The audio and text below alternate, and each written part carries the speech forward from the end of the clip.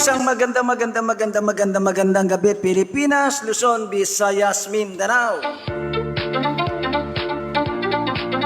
Shout out, kabayan! Ito ang inyong kabayan, Junan Sures. Naku po, sabi nga, nagbigla tayo, nag-iba po ng araw, no?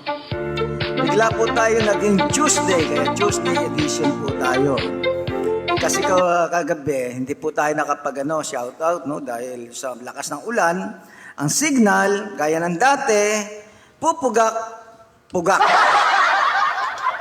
Ayan, no? Sa mga kababayan natin, kanina rin po, yung nag-live po sa kakampi online natin, si Kajek Ortiz, no? Yung magaling po, ika nga po, pagdating sa mga issue, no? Si Kajek Ortiz po. Wala po ang yung lingkod dahil kanina po meron po tayong nasikasong mahalagang bagay. July 27, 2021 po, araw po ngayon ng Martes. Ayan, shout out kabayan. Bago tayo magpatuloy, gaya po ng ating sinasabi, lagi tayo, bago tayo nagsisimula, verse of the day muna tayo, no? Verse of the day para sa araw po ng Tuesday. At sinabi ko sa inyo na ang bawat salitang walang kabuluhang sabihin ng mga tao ay pagsusulit nila sa araw ng paghuhukom. Mateo chapter 12 verse 36. Mabuhay po ang sambayanang Pilipino. God bless Pilipinas. At siyempre sa mapagpalang gabi, no, sa ating mga kababayan, mga OFW, no, sa magandang gabi. Ingat po, no. O siya bagat pa, nandiyan pa. Naku, sabi nga po, ito yata yung nakailang araw na mukhang magdadalawang linggo itong habagat. Huwag naman sana, no, mga kababayan, dahil mahirap pong magpatuyo ng labade. Tigasin tayo, tigasaing, tigaluto, tigalaba. Ang mahirap po niya. Pag halimbawa ganito pong nag-uulan, mahirap pong magpatuyo ng mga labada. Okay, sige, bago tayo magpatuloy, no? Sabi ko nga po, tuloy-tuloy yung pag-akyat ng mga nakawat sa atin. Ayan, binabati natin. Si Punong Barangay Joel Gungun. Akin na muna, balita muna ako para sa Maynila. Kasi bigla ito magtataasan, wala na naman ako mababasa. Mula kay kasamang Andy Garcia ng Manila City Hall Reporters Association, sa Police Files Tonight, ngayon July 27, Maynila, palapit sa herd immunity. Yun ang maganda. Palapit na ang lungsod ng Maynila na matamo ang inaasam na herd population immunity. Ito'y base sa ipinakitang record na 811,998 ng mga individual ang naturukan ng first dose hanggang alas 8 ng gabi nitong Lunes, July 26. Base sa ulat mula kina Vice Mayor Hani Lacuna at Manila Health Department Chief Dr. Pox Pangan, na kapwa namumuno sa mass vaccination program ng lungsod, sinabi ni Moreno na sa nasabing bilang na 464,903 dito ay fully vaccinated. Habang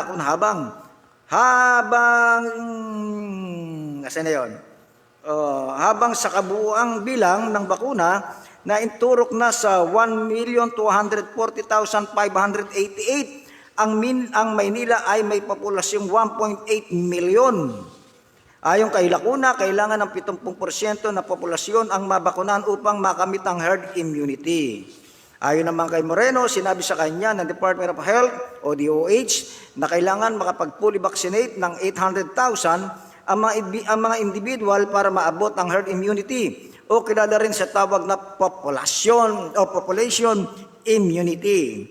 Samantala, University of Santo Tomas ang naging pinakahuling karagdagan sa umahabang lista ng mga ginagamit na bilang na vaccination site sa Maynila. Yan naging balita ni kasamang Andy ng Police Files Tonight. Okay, basahin ko muna po ito. Happy watching po sa ating shout out, no, kay classmate Erlinda Encarnacion Kidato. At binabati rin natin si Punong Barangay Joel Gungun. Good evening, sir. Keep safe and healthy. God bless po. Ayan. Amen, sabi ni Punong Barangay Joel Gungun. Ayan. Tapos, ayan, nakikinig sa atin, nanonood din sa atin po, si Mar Mangalos, ayan, from Milan, Italy. No, binabati natin ang mga kababayan natin sa Milan, Italy. Ayan. Tapos, good evening po, sabi ni Kamar Mangalos. Ayan, no? Sige, tuloy-tuloy tayo mga kababayan. Dito po, no, isang maganda. At sabi nga, ito ang pinakamagandang regalo po sa Pilipino ng isang, pwede natin sabing bayani, no? Dahil kinilala ito sa buong mundo. Itong si Heidelin Diaz, no? O Heidelin Diaz, na bumuhat ng 127 kilo na barbell. Eto, sabi nga po mukhang natabunan yung sona ni ni Pangulong Rodrigo Duterte, no? Isipin niyo po, ito yata yung walang takot sa China. Basahin ko muna po itong balita, no? Sinasabi nga po, tapos na ang mahabang paghihintay ng Pilipinas. Inangkin na ng weightlifter. Tama po ba ako?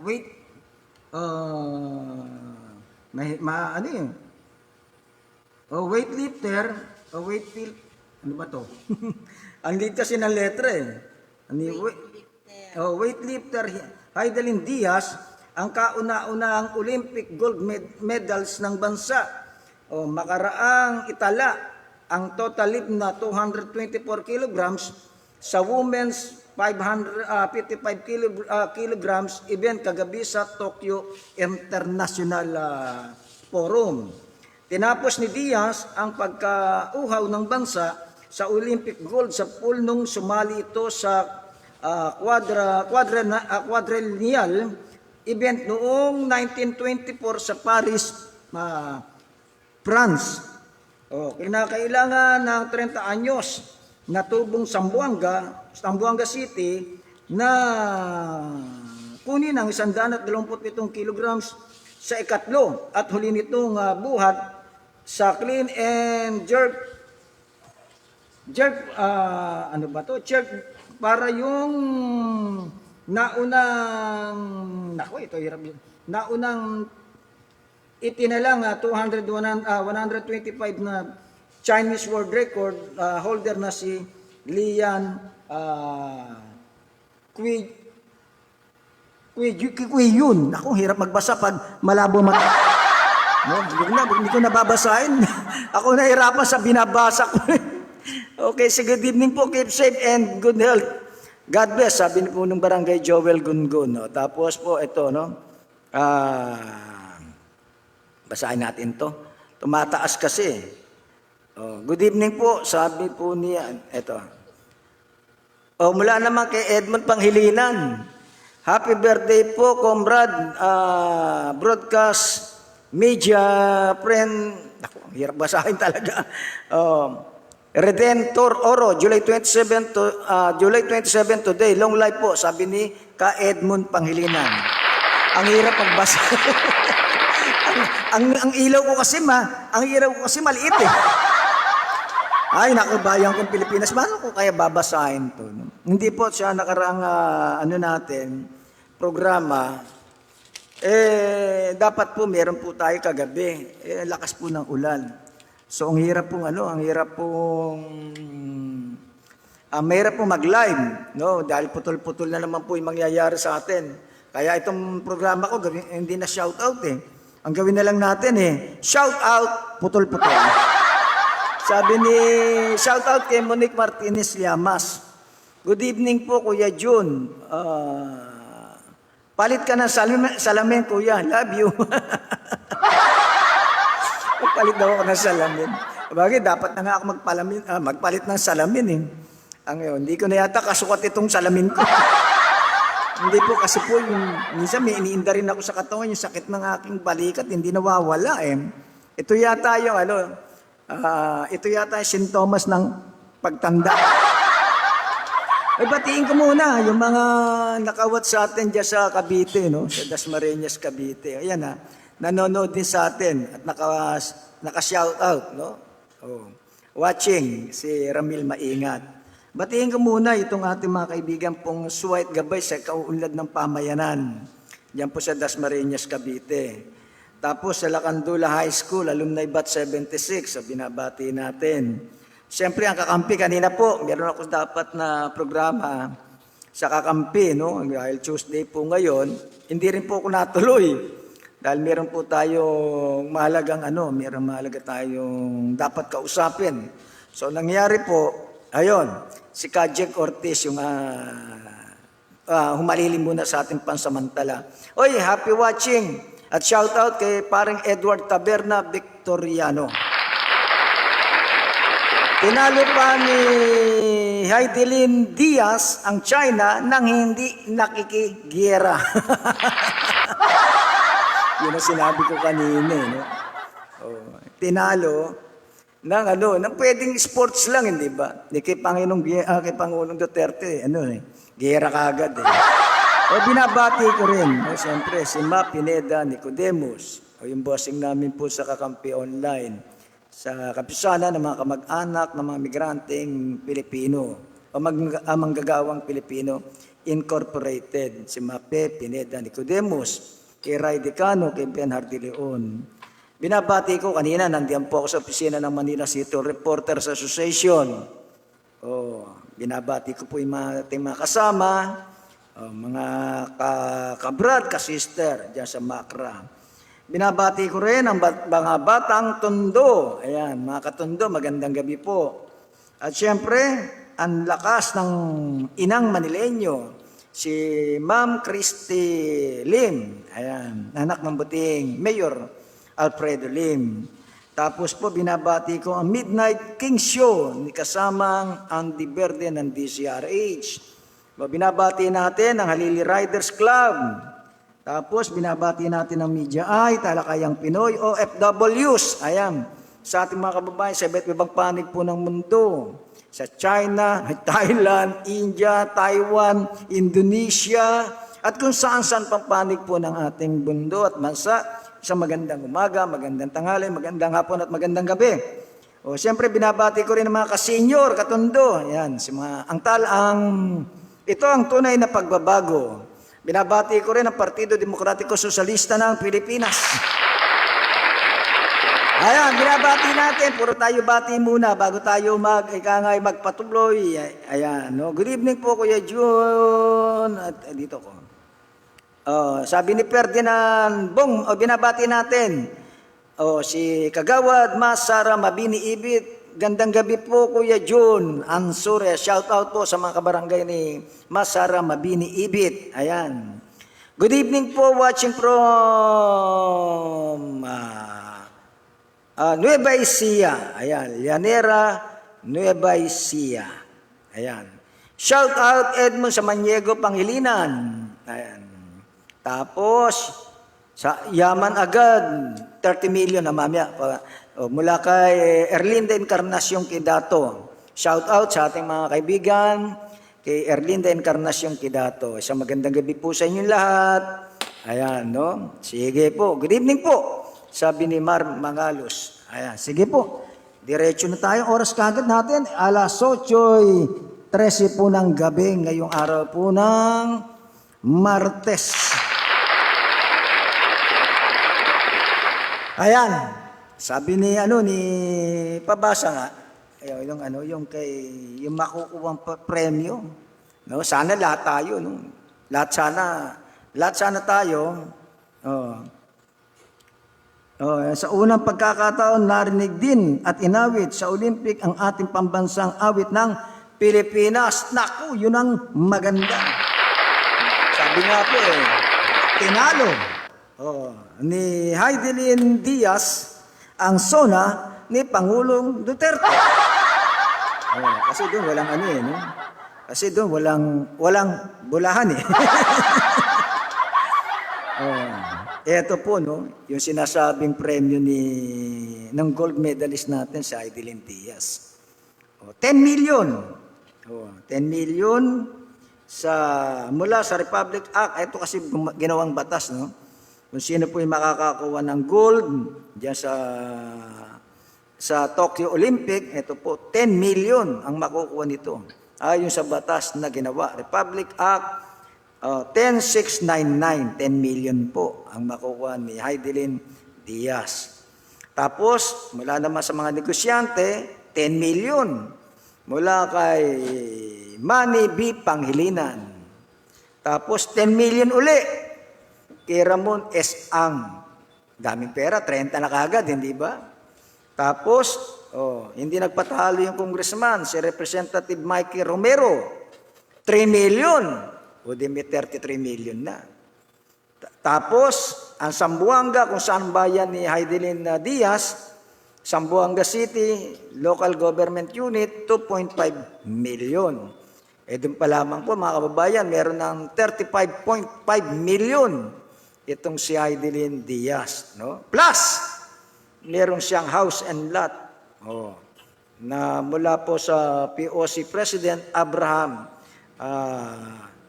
Tolentino. So matotal, 35.5 million, tapos meron pang house and lot. Saang kapa? Saan kapa? Sabi, pa-shout out sa barkada ng Sampaloc. Ayan. Yan mula kay Monique Llamas, yung ating kaibigan, Monique Martinez Llamas. Tapos, mabis kasi po akyat kaya hindi ako makasabay lalo na itong mata ko. Sabi ko nga po, kakalay-kalayambang no? Sige po bayan, no? Shout out po. Sige sa mga nakikinig po sa atin, shout out kabayan. Ang sarap maging maging kagaya nitong manlalaro sa ating bansa. Isipin niyo po, no? Itong si Heidelin Diaz, nagsimula ito nung na walang sumusuporta sa kanya. No? Mahirap kasing pamilya. Kasi dito sa ating bansa, may bira rin yung mga sinusuportahan ng gobyerno ang ganitong mga magagaling natin, mga manlalaro, na magbibigay po ng karangalan sa ating bansa. So, ito po yung isa, no? Sabi nga po, ito yung magbibigay na naman po ng pagkilala, pagsaludo sa bansang Pilipinas. Kasi po, karamihan po rito sa Pilipinas, hindi nga mga manlalaro, mannanakaw naman. No? Kaya nga, yung sinasabi nga po ni sino ba yung nagbigay ng komento? Si Edmund Pangilinan yata, kanina, na tinalo pa raw po ni Heidelin Diaz ang China, no? Sa pamamagitan po ng sports. Alam niyo po, isa po yan sa sinasaludo natin. Yan yung gusto nating sabihin Di ba? Kay Pangulong Duterte. Hindi naman natin kailangan makipagyera. Makipag-usap tayo, ipakilala natin ang ating bansa, ipagmalaki natin ang ating bansa na mayroon tayong dignidad. May karangalan, mahirap man na bansa, meron ka naman dangal na iniingatan. Kasi mga kababayan, ang sinasabi natin dito, kasi natalakay na naman po sa huling sona ni Pangulong Duterte tungkol po sa West Philippine Sea na kung saan ang iba nating teritoryo sinakop po ng mga Chinoy, no? Ng Chinese national o Chinese ika nga po yung mga manlulupig. No? Pwede natin sabihin manlulupig dahil sinakop po yung teritoryo natin na kung saan, talaga naman pong ipinaglaban po ng nakaraang administrasyon. Ngayon po mga kababayan, natalakay, nasabi, nasama sa sona ni Pangulong Duterte na sinasabi niya bilang utang na loob. No? At ganun daw po tumanaw ng utang na loob ang mga Bisaya. No? Kapag may utang na loob daw sila, talaga nilalaban, ang pagtanaw nila hanggang kamatayan. No? Talagang ganun daw po ang mga Bisaya. Siguro naman po siguro sa utang na loob na sinasabi ni Pangulong Duterte. No? Ang sinasabi po rito, sino ba may utang na loob? O ang sinasabi ni Pangulong Duterte, kasi ang kauna-unahan daw nagbigay ng libreng bakuna, ang China. Hindi po ba? Yun ang utang na loob na sinasabi niya eh. O, utang na loob natin yun, hindi natin babayaran. Utang na loob. Kasi binigyan ka, ang kapalit ng 1,500,000 bakuna pala, na ibinigay ng China o donasyon ng China sa Pilipinas, kapalit naman po ng teritoryo natin. Hindi ba? Ang sinasabing utang na loob, iba po yung iba po yung sukle di ba? Parang nagbenta ka, binigyan ka ng, binigay sa iyo? Bakuna. Yun naman po sinasabi ni Pangulong Duterte bilang utang na loob niya. Utang na loob niya. At yun po sinasabi niya rin, mahirap naman daw kung halimbawa, aawayin natin ang China, wala tayong kalaban-laban para makipaggera. Hindi naman po yun ang punto eh. Wala pong gusto ng gera. Maski na ang China, walang ayaw ng gera. Bakit ang Thailand, ang Vietnam, ang Taiwan, ginera ba ng China? Hindi naman, hindi po ba? Walang giyerang naganap. Basta ipinakita nila ng mga leader na nabanggit natin mga bansa, talaga pong nanindigan sila na hindi sila pwedeng sakupin na kahit sino. Walang giyerang naganap. Meron pa nga, hindi ba? Thailand yata ito, pinataob yung bangka ng China na pumasok sa kanilang teritoryo. Sa atin ba, hindi natin pwedeng gawin yun? Iniisip natin, baka gawin natin, girahin tayo. Yun po, no? Shout out, sabi po ni Christina Tayamco. Shout out Kuya June Arhelan, neighborhood ng temporary housing. Nakita ko sa post yun. Nakipag-ugnayan kayo kay Congressman Manny Lopez. Palagay ko naman, may magandang resulta yan. No? Dahil madali naman kausapin ng congressman ng First District, si Congressman Manny Lopez. No? Kung ano man ang po inyong adikain sa inyong mga kapitbahay, dyan sa Arhelan neighborhood ng temporary housing, sinasabi ko po sa inyo, good luck po at sabi nga makukuha po sa dasal yan, yung mga pinaglalaban nyo. Wala, ito, simple-simple lang yung ginawa ni Heidelin Diaz. Tinalo niya, siguro yung ngit-ngit niya, no? Kasi nakabreak ang ang China 126 kilograms na binuhat. 126. Binrate niya 127, hindi kinaya ng China. Hanggang 126 lang. Ganun po ang Pilipino, no? Kapag halimbawang masidi, no? Ewan na lamang kung meron pong may kimpal pong kimkim, o nasama ng loob, o galit. Itong si Heidelin Diaz, tingin niya po doon sa barbell, mukha po ng kalaban niyang China. Tingin niya, binuhat yan, di ba? Walang kalatoy-latoy, talagang easy, no? Easy lang. Hindi niya, sabi nga po niya itong kauna-unahang bumuhat siya ng 127 na bigat na barbell. Hindi kinaya ng China ito po, sabi nga po, pwede, no? Pwede pala. Pwede pala sa ganung ipakita mo. Ang CD mo para manalo ka, para makuha mo yung gusto mo. Hindi mo kailangan makipagsakitan. Kung babasahin ko kasi yung SONA ni Pangulong Duterte, punta tayo sa SONA, no? Sinasabi naman po, marami naman siya nagawang mga proyekto na pakikinabangan po natin ngayon, no? Pakikinabangan ng mga kababayan natin, no?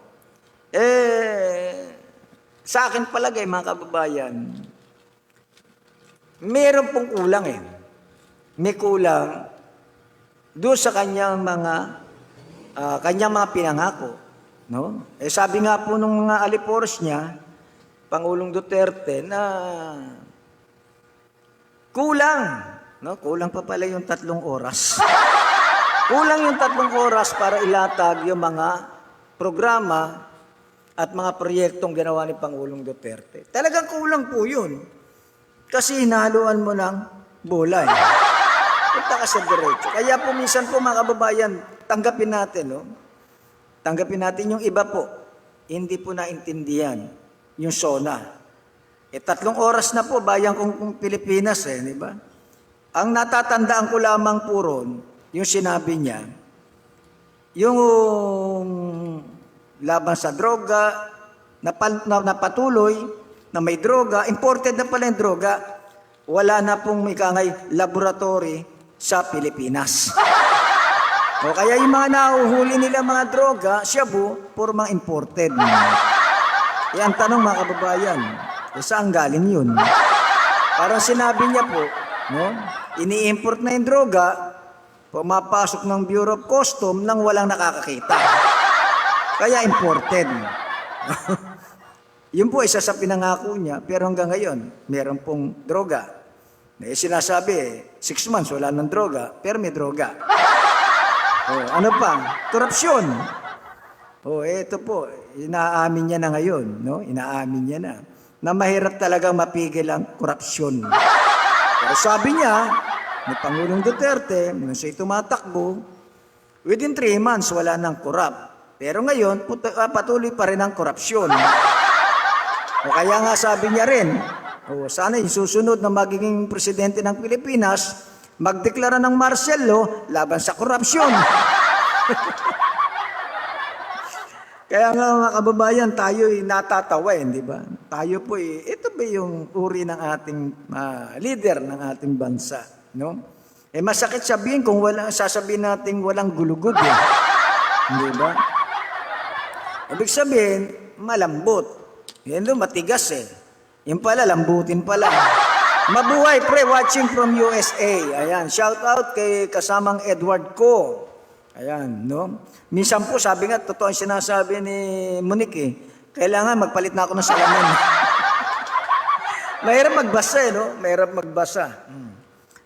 Siguro po, sa darating na araw, magpapalit na ako ng salamin. Yun po, no? Sa 3 oras na pinanonood, hindi ko kasi tinapos Kasi nainip ako.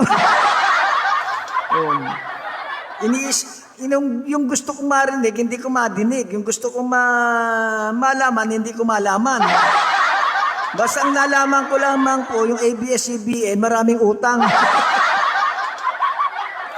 Nasingit pa sa SONA yun, mga kababayan, di ba? Ganun pala katindi. Yung nga po yung sentimiento di asukal ni Pangulong Duterte, isipin mo mabanggit pa yung ABS-CBN, nasama sa SONA. Kasi sa tax naman, dahil sinasabi, idugtong sa korupsyon, pandaraya sa pagbabayad ng buwis. Sinasabi niya, malaki ang pagkakautang ng ABS-CBN, na kung saan, hindi na bayaran. Sabi ni Edward Ko, ito, nanonood din sa atin, shout out kay Edwin Reyes, good PM. Ayan, sa ating mga kaklase sa Lacandula High School, Alumni Batch 76, si Ka Edwin Reyes. Tapos, simpleng kurap ang kailangan, hindi bulgar. Simpleng kurap, yung ang kailangan, hindi bulgar. Ayan, sabi niya, no? Ngayon, mga kababayan, ang sinasabi natin dito, nasingit nasingit yung ABS-CBN, no? Pwedeng isingit, dahil yung gusto niya sabihin, gusto niyang isingit, ano magagawa mo? Lagi nating nadidinig. Ewan ko po, no? Sa bagay, sabi ko nga, ito kasi si Salvador Panelo, yung legal advisor po ni Pangulong Duterte. Hindi ka pwedeng kumontra sa sasabihin nila. Lagi silang may pangontrang batas. Hindi ba? Nagkomento nga si Enchong, yung artista. Nagkomento rin yung si Agot Isidro. Tungkol sa, sinasabi nga marami nagsakripisyo po. Marami na sakripisyo mga kababayan natin. Libo-libo, no? Hindi ko malaman kung nasa 15,000 ang botante. Ang mga empleyado po ng ABS-CBN. Sa panahon ng pandemya, naisip mong ipasara ang isang kumpanya na pinagkukunan ng hanap buhay ng mga kababayan natin. Na ang tanging kasalanan lamang, hindi nagbayad po ng buwis. Hindi pala nagbayad ng buwis, bakit hindi po hinabol ng BIR? Natatandaan ko pa, hindi ba? Si Pacquiao, di ba nagkaroon po ng issue po ng ng tax, di ba? Hindi siya nagbayad, o may utang sa BIR. Hinabol siya ni Kim Hinares ng BIR. Nanindigan ng BIR na meron kang utang o meron kang ikangay kulang o may pagkukulang ka sa BIR. Bagamat sinasabi ni Pacquiao, hindi, bayad ako sa Amerika. Nung palang lumaban ako rito, binawasan na ako ng tax. Tsaka ang pera ko, nasa Amerika, wala rito sa Pilipinas. Ganun ba mga kababayan? Happy watching, no? Shout out kay Judy Boy M. Reluban. Isang magandang gabi. Kaya sabi naman ni Ramil Maingat, talagang masama ang loob ni President Duterte sa ABS-CBN sa ginawa sa kanyang propaganda materials. Halatang halata naman. Totoo naman. Ayun, shout out kay paring Berlin Ruiz. Ayan, thanks kanina paring Jun. Magkasama kami kanina ni paring Berlin Ruiz, no? Diyan po sa Manila City Hall, no? May nasikaso po kami. Ang problema, wala yung kakausapin namin. Alam niyo po, minsan ang nanunungkulan dapat active, no? Hindi po defensive. Paano naging defensive? Hindi na, pag pinag-ano ko pa, sinabi ko yung defensive, malalaman niyo pa kung bakit Pero alam niyo, may matalo, no? Matatalo ka, hindi mo alam kung bakit ka natalo. Ay nako, baka saan ako mapunta. Sabi ni Monica Martinez Llamas, Kuya Jun, sino ba speechwriter ng SONA? Sino nga ba? Walang figures report. Ilan ang utang natin at GRP? Wala silang data report. Kaya nga po hindi ko rin maintindihan 3 oras naman po nagpapaliwanag pero wala po nakaintindi. Sabi nga po aabutin ka talagang hindi mo mailalatag, kulang yung 3 oras kasi wala pong direksyon Hindi ba? Hindi mo alam kung ano yung SONA Kasi sinasabi ni Pangulong Duterte, napakinggan na natin. Hindi ba? Alas 12 ng gabi, manood kayo sa Talk of the People ni Pangulong Duterte. Mapapakinggan nyo at maririnig nyo yung binabanggit niya sa SONA. Walang pinagkaiba. Ay, nako, bayan kong Pilipinas, saan ba ako napunta? Ayun, nasa ABS-CBN. Ayun. Alam niyo po mga kababayan, ako sabi nga po, may utang pala, bakit di mo singilin? O ayaw magbayad, demanda mo. Kumpiskayin mo lahat ng mga kayamanan o ano mga ari-arian ng ABS-CBN, bakit hindi mo gawin? May utang pala di ba? O tsaka pangulo ka ng bansa magagawa mo yun. Di ba? Kasi may pinanghahawakan kang ebidensya. Tsaka mahirap. Tayo mga Pilipino, nagpapasweldo tayo sa mga tarantado sa gobyerno na walang trabaho. Katulad ng taga BIR. May utang pala, bakit hindi pa singil sa BIR? Di ba? Pwede nyo, pagpaliwanagin nyo, may utang ka, dapat ka magbayad. Gaya ng ginawa ni Kim Henares kay Pacquiao, hindi ba? Nagkaroon sila ng sagutan, nagkaroon ng paliwanagan, at least naintindihan ng sambayan ng Pilipino. Eh dito hindi natin maintindihan eh, hindi ba? Sinasabi ni Pangulong Duterte, may utang, bilyon-bilyon. Oh, eh bakit hindi kumikilos ang BIR? Bakit hindi po siya, may utang pala yan, di ba? Ang paano po, bayan ko, magkasalungat po ang sinasabi ni Pangulong Duterte at BIR. Ang sinasabi ng BIR, walang utang ABS-CBN. Oh, pero sinasabi ni Pangulong Duterte, may utang. Eh sino, anak ng utang talaga, oh. Hindi mo alam kung ano talaga yung gusto mong paniwala at sino nagsasabi ng totoo. Napakasimple naman yan, mga kababayan. Ang daling intindihin. Oh, hindi ba? Kung may utang, disingilin mo. Ano ginagawa ng BIR? Hindi ba? Pinasasahod mo yan eh. Pinasasahod ng mga nasambayan ng Pilipino yan eh. Pagkatapos, wala kang ginagawa. Oh, tinodo na ni President Duterte. Last zona, na niya kasi. Isipin mo, 3 oras na. Kaya ako nga po, 1 oras pa lang, 1 oras na ako magsalita rito, masakit na lalamunan ko. Yung isipin mo, 3 oras, hindi na pagod. Ay, nako, bayan kong Pilipinas. Ito pa. No? Kanina, pasensya na po tabingi talaga mata ko, hindi ko mabasa. Bakit ba si Digong galit sa ABS-CBN? Kasi nagsasabi ng totoong ABS, booking si Digong. Bakit? Iba po mga istasyon, di ba nagsasabi? Hindi ngayon, sa totoo lamang po mga kababayan. Maraming natatakot. Natatakot po na mga himpilan, baka mapasara din sila. Banggitin natin ang GMA7, di ba? Sinasabi nga po, marami rin po nakakapuna. Ngayon, iba na labanan po sa, iba na yung labanan sa ganito pong mga mamamahayag natin no? Dati po, pag kinanti mong isa, nagkakaisa sila. No? Ngayon, hindi, no? Ngayon, nauna sa kanila, negosyo. No? Bakit? Solo mo na yung sponsor, Di ba? Wala ka ng kakontrapelo, wala ka ng kalaban. Ikaw na number 1. Yun na pinag-uusapan ngayon, mga kababayan. Hindi na yung tulungan ng mga mamamahayag. Lahat natatakot. Ang dami nating himpilan ngayon, ang dami natatakot. Kaya nga ako, suspendido na naman. Sabi ko sa'yo, wag mong babanggitin yun. Ayan, binanggit mo, suspendi ka tuloy. Hindi po, nasabay lang po sa pandemya. Nasabay lang sa pandemya. Alam niyo po, kasi hindi ba, yung tungkol po sa pagkuha ng prangkisa, ayan, mga kababayan, marami natatakot, lalo na hindi pa nabibigyan ng prangkisa. Marami natatakot, lalo na yung mga himpilang maliliit, sobra. Sobra yung bahag ng buntot ng mga yan. No?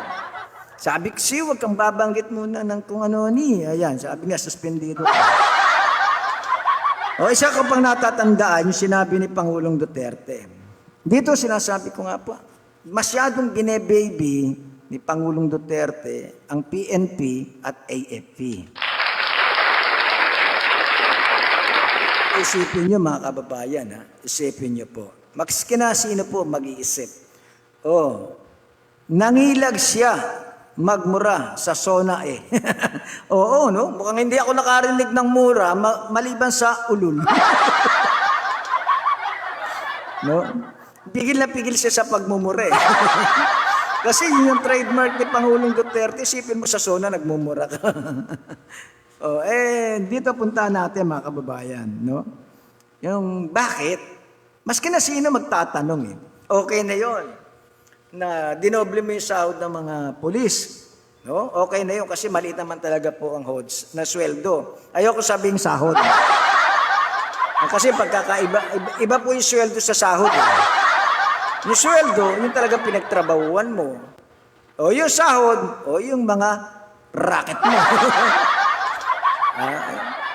Yung mga iba mo pang trabaho na gamit mo ang iyong uniforme. Tawag doon, sahod. Iba ang sweldo. Shout out kay Jessica Barona. Jessica Barona, shout out. Good evening, Kuya June. Ayan, sa mga nanonood po sa atin, no, shout out po tayo. At syempre po, click the bell. Subscribe niyo po yung ating programa sa YouTube channel sa Shout Out Kabayan. Para tayo'y dumami. Ayan, sige po. Puntahan ko lamang, no? Ito, may assignment si Bato. Ay, nako mga kababayan, si Bato may assignment po kay Pangulong Duterte. Na kung saan, ito po, dapat daw bigyan po ng legal assistance ang pulis at sundalo. Kung kayo ang tatanungin, sabi ni Cooper Kahulugan, ilang grado ang ibibigay ng taong bayan mula 1 hanggang 10, 1 to 10. Kung kayo ang tatanungin, ilang grado ang ibibigay nyo? Ang ibibigay ng taong bayan, 1 to 10. Kanina po ibibigay? Siguro kay Pangulong Duterte, kay sa SONA, no? Kung anong grado ang pwede nyo ibigay. Ako ibibigay ko kay Pangulong Duterte, 100. Sabi ni Ramil Maingat, June, napansin mo ba sa kanyang SONA, si President Duterte, habang nagsasalita siya, pinapalakpakan niya ang sarili. Pinapalakpakan niya ang sarili niyang ilang beses, di niya ginawa yun, palakpakan ng sarili, yehey. Hindi, sabi ko nga po, may nagsabi, yung SONA ni Pangulong Duterte, siya mismo po ang nagbuhat ng kanyang bangko. Pambira naman kayo. No, mahirap naman pong wala magbubuhat ng bangko mo, kung tapos hindi mo pa bubuhatin yung bangko mo, di parang sarili mo, wala ka rin tiwala. Sabi ni Edmond Pangilinan, taxable kaya mga partido ni Heidelin Diaz. Kung may tax po yung ang alam ko po, pre-tax po yun eh. No, ewan ko lamang po, no, sa ngayon sa panahon ni Pangulong Duterte, lahat po ngayon may tax. Tanong niyo po yung kay Sani Angara. Yung sa train law. Kasi po yung taya po sa sa loto may dagdag, di ba? May dagdag na 2 piso.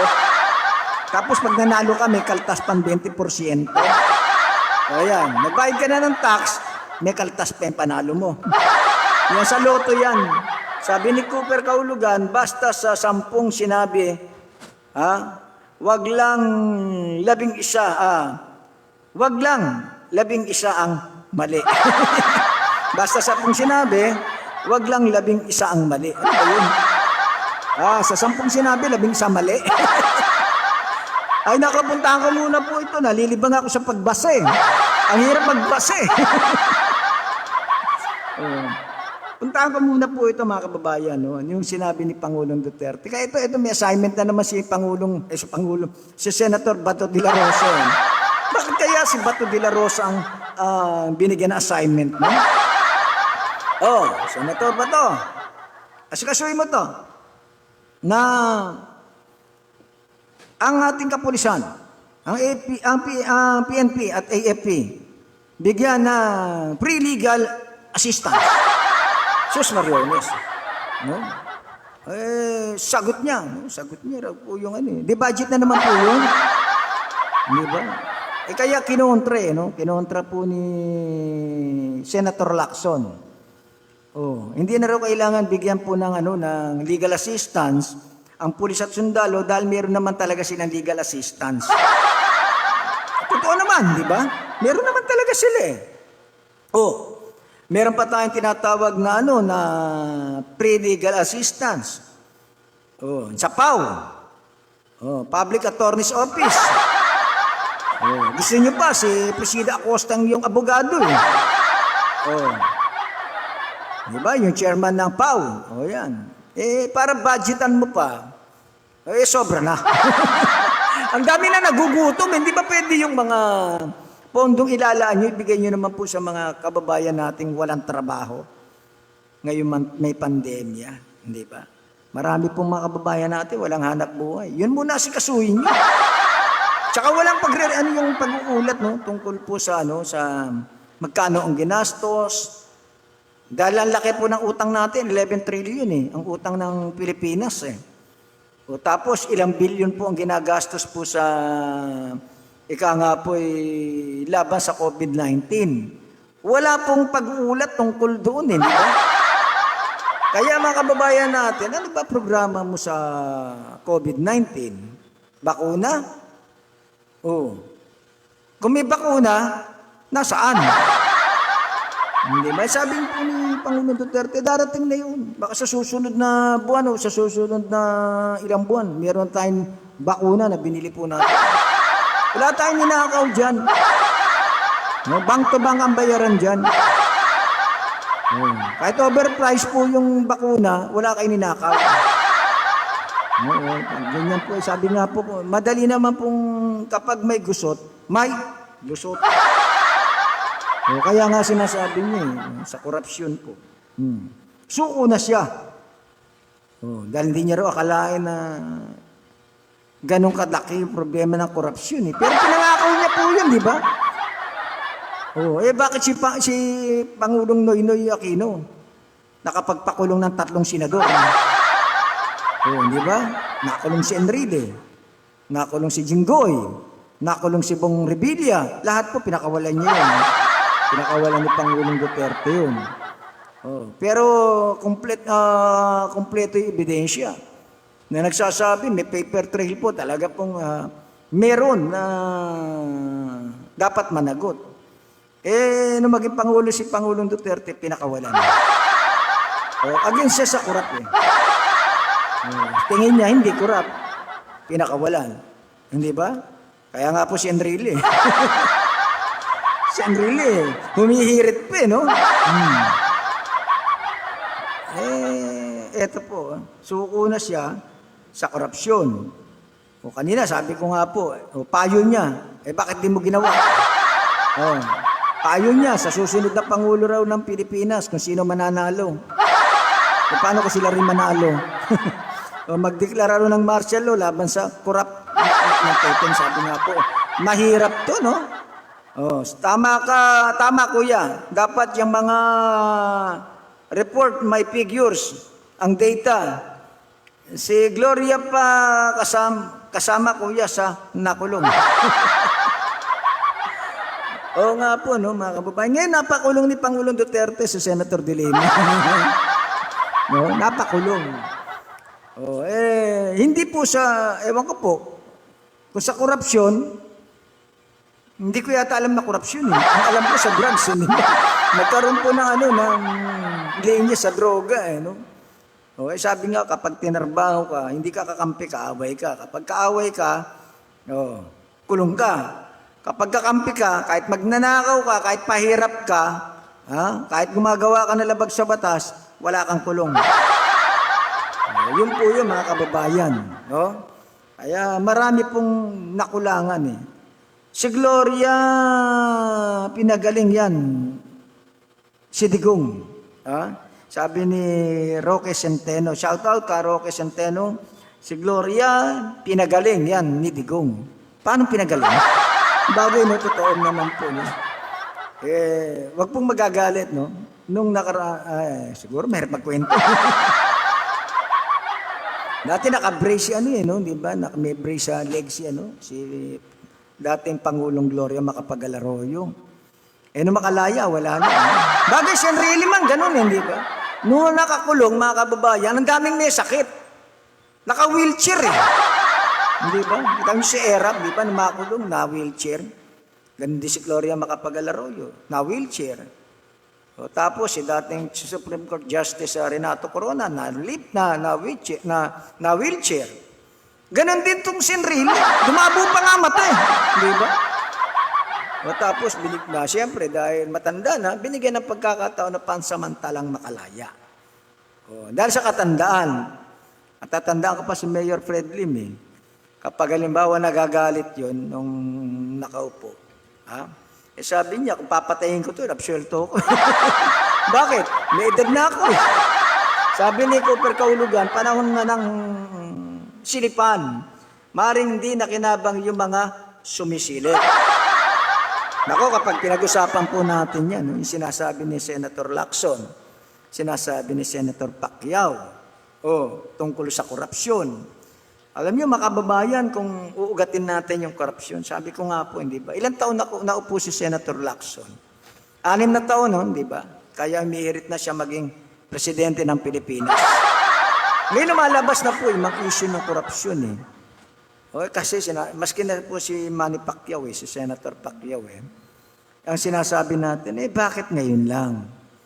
Bakit ngayon ka lang nagsasalita? Bakit nung nag-uumpisa pa lamang, nakakakita ka na ng korupsyon? May korupsyon pala sa DSWD. Meron palang problema sa DOE. Ano pa? Lahat pala na ahensya ng gobyerno may corrupt. Bakit ngayon ka lang nagsabi? Di ba? Kaya sinasabi natin, ano ba itong usapin na to? Politika o talagang serbisyo sa sambayan ng Pilipinas? Sabi ni Edmund Pangilinan, alam mo na di siguro pag nagsama-sama mga magkakatropang abogado, isang private meeting o okasyon ang hindi nakakakilabot, nakakarimarim at kala mo kagalang-galang, baliktad pala. Marami pa, sabi ni Cooper Kahulugan, marami pang malapit sa kusina. Ito po yung mga hindi natin alam kung anong kanilang trabaho. Sabi naman, shout out kay Dalia Anda Almasan. Ayan. Nakakatawa. Ano po nakakatawa? Nakakatawa yung pagbasa ko, no? Ang hirap. Only in the Philippines, Kadyon, sabi ni Ramil Maingat. Mabuhay po kayo. Hindi daw nagsabi ng totoo sa kanila. Ito po. Isa sa korupsyon. Ito, magandang, ano pa ang oras natin? 8:51 po ng gabi ng Martes. Sabi ni Pangulong Duterte, doon sa mga korap, kayo mga korap, matarantado kayo, magsabi kayo ng totoo. Ako na po may sabi nun, hindi na sa Pangulong Duterte. Ito mga nasa gobyerno, kayo mga nasa gobyerno, mga anak kayo ng tinapa. Ito sabi ni Pangulong Duterte, mga tinamaan kayo ng pulugo. Hindi daw kayo nagsasabi ng totoo, ito mga korap na mga opisyal ng gobyerno. Hindi kayo nagsasabi ng totoo sa inyong mga salin. Yung mga salin nyo, bilang mga inanunungkunan sa gobyerno, hindi raw kayo nagsasabi ng totoo, sabi ni Pangulong Duterte sa kanyang SONA. Mga tinamaan kayo ng mga galing. Puro kayo sinungaling. Puro kayo mga manyanyakaw. Puro kayo mandarambong. Puro kayo kawatan. Puro kayo. Sabi ng Pangulong Duterte, hindi kayo nagsasabi ng totoo sa sa inyong salin. Si Pangulong Duterte may sabi niyan sa mga nasa gobyerno, puro kayo sinungaling. Yun ang ibig sabihin, sinungaling kayo kasi hindi kayo nagsasabi ng totoo sa inyong salin. Hello, ex-senator Antonio Trillanes Deport. Si Pangulong Duterte ba nagsasabi ng totoo sa kanyang salin? Kasi salin ang nasingit sa SONA. Hindi ba? Tayo nagkukwentuhan lang dito Nagkakantsawan lang tayo rito, no? Sabi nga po, bawat bitawan ng salita ni Pangulong Duterte. No? Ako po'y naniniwala naman. Meron pong nagawang maganda po si Pangulong Duterte. No? Marami siyang nagawang maganda na pakikinabangan po. Gaya po ng universal healthcare. Ayan, pakikinabangan po natin yan. No? Kailangan magkasakit tayo. Para pakinabangan natin yan. Universal healthcare. Ano pa? Ano pa po yung mga pwedeng sabing legacy ni Pangulong Duterte? Marami naman. Pero marami ring hindi po maganda. Marami rin pong hindi natupad. Yung endo, di ba?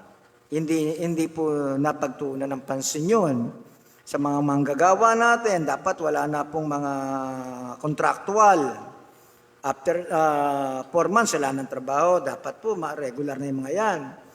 So, nung tumatakbo siya, isa sa pinangako niya yan. Kaya sabi po ng isang grupo, mukhang na-regular si Pangulong Duterte. Bakit? Mukhang ayaw nang bumitaw sa pwesto Hindi siya kontraktual. Gusto niya maging pangalawang pangulo ng bansa yun po sinasabi. Isa yun, yung Endo, hindi napagtunan ng pansin. Marami po mga kababayan. Yung drugs na sinasabi, suko na siya. Corrupt, ganun din, suko na siya. Hindi pala, yung mga pinangako niya, hindi niya nagampanan. Siya man ang nagsabi. Hindi natupad, ano ang dapat ilantad? Salin or nakurakot. Sabi ni Cooper Kahulugan. Ipanoorin niyo po si Cooper Kahulugan sa Kakampi Online. Every Thursday po yan sa Kakampi Online.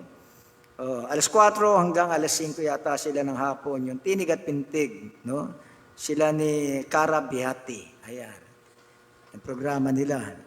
Yun po yun, mga kababayan. So marami pong ikangait pwede natin talakayin. Tapos, ito po yung sinasabi ni naisisingit ko pa ba ito? 8:56 po. Sige po. Hinahanap ni Pangulong Duterte. Nagtaka nga ako biglang hinanap ni Pangulong Duterte. Sino ba hinahanap ni Pangulong Duterte? Si Vice President Leni Robredo. Kasi nakita ko rin mukha ni Erap. Ang sopay talaga. Hindi ba? Mihirit pa talaga. Nakita ko rin mukha ni Erap. Tapos mukha ni Gloria Macapagal-Arroyo. Ayan. Dahil laging Pangulo ng bansa, hindi ba? Tapos, sabi nga, bigla naghanap si Pangulong Duterte. Nasaan yung Vice President si Leni Robredo? Kaya naisip ko, kumbidado ba? Kumbidado ba si Leni Robredo? Hinahanap ni Pangulong Duterte? Kasi, ang nangyari pala, hindi kumbidado. Pinadaan na lang sa online. Yung sinasabi pong diyan ka lang sa screen, hindi ka pwedeng dumalo. Palusot ng Malacanang, ang Kongreso raw, ang mababang kapulungan, ang gumagawa po ng imbitasyon. Anak ng siopaw na buhay ko. Yung imbitasyon pala, ngayon ko lang nalaman, alam ko, imbitasyon ang gagaling po sa Malacanang Yung pala, dumadaan po sa mababang kapulungan. Inaasahan mo ron? Marami pong mga bumabaterya kay Leni Robredo. Marami nga nagsasabi, hindi ka naman Vice President Hindi ba kahit halal yung tao, kahit pinatunayan na ng batas na siya ang nanalo, marami pa rin pong ayaw maniwala o ayaw kumilala bilang Vice President si Leni Robredo. Kaya nagulat ako, hinahanap ni Pangulong Duterte. Nasaan si Vice President Leni Robredo? Parang lumalabas pa ngayon, hindi po dumalo. Biglang pinakita po. Nasa screen. Nanonood. Biro mo, sasabihan ka, pwede ka nang dumalo. Dadalo ka, yung yung oras de peligro na, yung di ka na makakakailos, saka ka-iimbitahan. Hindi ba? Natatandaan ko pa Miyembro ng cabinet si Leni Robredo, hindi ba? Siyempre may meeting yan may pagpupulong yan biglang hindi pinadalo.